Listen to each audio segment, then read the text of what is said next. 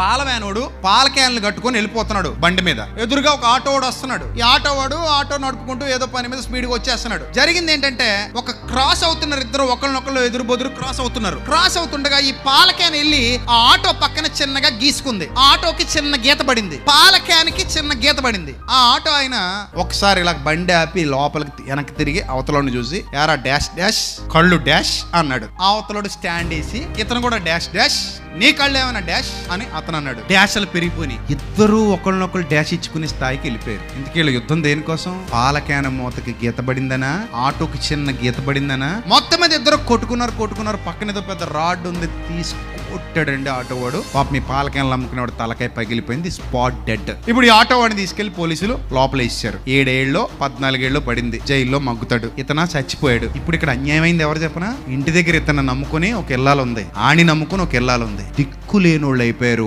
ఒక్క క్షణం ఆగడం వల్ల. నేను మౌనంగా ఉండే, సారీలే బ్రదర్ తప్పైపోయింది, ఆటోకు పెయింట్ వేయించేస్తాను బాబు, తప్పైపోయింది నాయన, బూతులు ఆడక నాయన, నాదే పొరపాటురా నాయన, చూసుకోలేదు అని ఇతనే అనేసాడు అనుకోండి, తల పగిలేదా? తప్పెత్తింది కాదు అనుకుందాం కాసేపు, తప్పెత్తింది కాదు, అయినా కూడా నాదే తప్పు అంటే అక్కడ ఏమైనా కోట్లు పోయేది ఉందా? చిన్నదాన్ని భూతద్దాల దాకా తీసుకెళ్లి ప్రాణాల మీదకి తెచ్చుకుంటున్న మూర్ఖుల తరం పెరిగిపోతోంది. ఆ మూర్ఖులు తగ్గాలి, మూర్ఖత్వం తగ్గాలి. అర్థమైందా? దానివల్ల ప్రయోజనం ఉండదు.